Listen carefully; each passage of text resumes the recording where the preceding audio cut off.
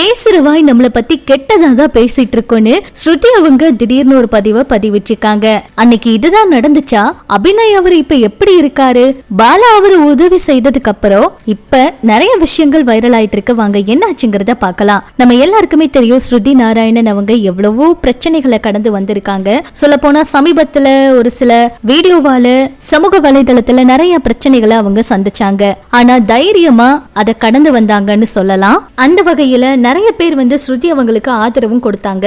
சமீபத்துல ஸ்ருதி அவங்களுடைய சமூக வலைதள பக்கத்துல ஒரு புகைப்படத்தை வெளியிட்டு வாழ்க்கையில நம்ம கடக்கிற பல விஷயங்கள் சின்னதா தெரிஞ்சாலும் அது வலிமையான வெற்றி பாதைக்கு வழிவகுக்கும். நெகட்டிவிட்டிகளை இக்னோர் பண்ணிட்டு தொடர்ந்து போராடணுங்க. பேசுற வாய் நம்மளை பத்தி தப்பா பேசிக்கிட்டு தான் இருக்கும். ஆனா அதை பத்தி எல்லாம் கவலைப்படாம நீங்க முன்னேறிக்கிட்டே இருந்தாதான் வெற்றி பெற முடியும் அப்படிங்கிற மாதிரி இந்த ஒரு பதிவை பதிவிட்டிருக்காங்க. ஒரு சிலர் நீங்க சொல்றது உண்மைதான், தைரியமா எல்லாத்தையும் கடந்து வாங்க, எது நடந்தாலும் சரி அடுத்த அடியை எடுத்து வைங்க, அடுத்த வேலையை பாருங்க அப்படின்னு சொல்லிட்டு இருக்காங்க. ஒரு சிலர் அந்த நெகட்டிவான கருத்துக்களை மறுபடியும் பதிவிட்டு தான் இருக்காங்க. ஸ்ருதி அவங்க திடீர்னு இந்த பதிவை எதுக்காக பதிவிட்டிருக்காங்கன்னு தெரியல. சமூக வலைதளங்கள்ல அவங்களுக்கு வர நெகட்டிவான கருத்துக்களுக்கு தான் பதிவிட்டிருக்காங்க அப்படின்னு நிறைய செய்திகள் இப்ப வெளியாகி இருக்கு. இப்படி இது ஒரு பக்கம் இருக்க, சினிமா ஒரு நன்றி கெட்ட உலகம். இங்க கீழே விழுந்துட்டா தூக்கிவிட யாருமே வரமாட்டாங்க அப்படிங்கறத அபிநய் அவரை பார்த்து தான் தெரிஞ்சுக்கணும் அப்படின்னு அபிநய் அவரே ஒரு பேட்டியில சொல்லியிருப்பாரு. இன்னைக்கு உயிருக்கு போராடிக்கிட்டு இருக்காரு அபிநய். கோடிகள்ல சம்பளம் வாங்குற யாருமே அவருக்கு உதவி பண்ணல. மூத்த பத்திரிகையாளர் இத பத்தி பேசியிருந்தாரு. அது மட்டும் இல்லாம அபிநய் அவருடைய அம்மாவை பத்தியும் விரிவா பேசியிருக்காரு. எப்பவுமே ஒரு மனுஷன் நல்லா இருந்தா 10 பேர் மதிப்பாங்க, சீட்டுக்கட்டு மாதிரி சரிஞ்சிட்டா ஒருத்தரும் திரும்பி கூட பார்க்க மாட்டாங்க. அப்படிதான் இன்னைக்கு அபிநயோட நிலைமையும் ஆகிருச்சு. அபிநயோட அம்மா மலையாளத்துல பிரபலமான நடிகை, குழந்தை நட்சத்திரமா ஆரம்பிச்சு நிறைய நடிச்சிருக்காங்க. நிறைய அவங்க கஷ்டப்பட்டு இருக்காங்க. சொல்ல போனா அபிநய் அவரு அதுக்கப்புறம் சினிமாவுக்கு வந்தாரு. அவரும் ஒரு சில படத்துல நடிச்சாரு. ஆனா அதுக்கப்புறம் அவருக்கு வாய்ப்பு கிடைக்கல.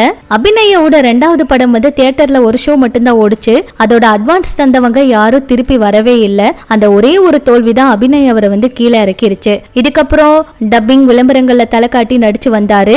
அப்பதான் அவரோட அம்மாவுக்கு கேன்சர் பாதிப்பு ஏற்பட்டுச்சு. சிகிச்சைக்காக திரைத்துறையில நிறைய பேர்கிட்ட உதவி கேட்டப்ப யாருமே உதவி செய்யல.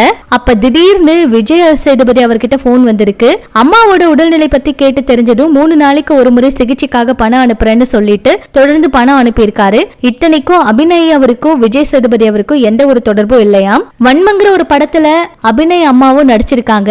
அப்பதான் அபிநய் அம்மா இவ்வளவு பெரிய சீனியர் நடிகை அப்படின்னு விஜய் சேதுபதி அவருக்கே தெரிஞ்சிருக்காம். அந்த படத்துல படப்பிடிப்பப்ப சினிமாவில கதை தேர்வுக்கு நடிப்பு இது குறித்தெல்லாம் விஜய் சேதுபதி அவர்கிட்ட அபிநய் அம்மா பல டிப்ஸ்களையும் அறிவுரைகளையும் கொடுத்திருக்காங்களாம். மகனை போல நினைச்சு இப்படியான அறிவுரைகளை எல்லாம் சொல்றத பார்த்து விஜய் சேதுபதி அவருக்கு பிடிச்சிருச்சாம். அதனாலதான் அபிநயோட அம்மாவோட சிகிச்சைக்கு ஓடோடி ஹெல்ப் பண்ணிருக்காராம். ஆனாலும் அபிநய் அம்மா சிகிச்சை பலனின்றி இறந்துட்டாங்க.